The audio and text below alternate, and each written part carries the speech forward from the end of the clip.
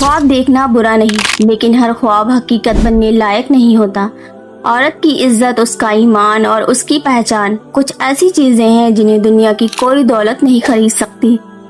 इस्लाम ने औरत को सबसे बुलंद मकाम दिया है। उसे माँ बनाया, बहन बनाया, बेटी बनाया और बीवी बनाया।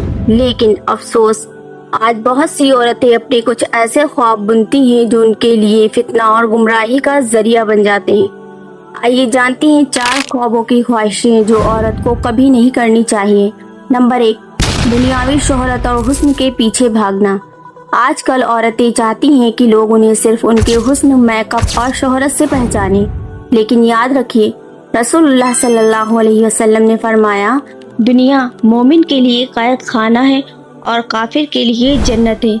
हदीस सही मुस्लिम। यानी इस दुनिया की चकाचौंध को अपनी मंजिल मत बनाइए। असली खूबसूरती आपकी हया और ईमान है। नंबर 2, गैर शरई मोहब्बत और नाजायज रिश्तों की ख्वाहिश। कई लड़कियां ख्वाब देखती हैं कि किसी अजनबी के साथ मोहब्बत करें, रिश्ता बनाएं, लेकिन कुरान में साफ फरमाया गया है, जिना के करीब भी मत जाओ, बेशक ये बेहयाई और बुरा रास्ता है। सूरह इसरा आयत नंबर 32।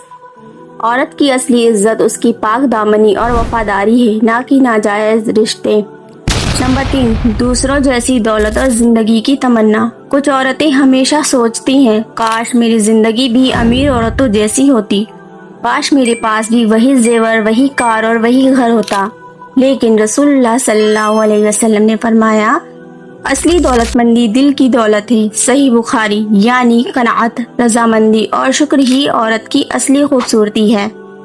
नंबर 4, शौहर पर हुकूमत और बेजा दबदबे की ख्वाहिश। कुछ औरतें चाहती हैं कि उनका शौहर हमेशा उनके कहे पर चले, चाहे वह सही हो या गलत। लेकिन नबी करीम सल्लल्लाहु अलैहि वसल्लम ने फरमाया, अगर मैं किसी को किसी और को सजदा करने का हुक्म देता तो औरत को हुक्म देता कि वो अपने शौहर को सजदा करे। अबू दाऊद।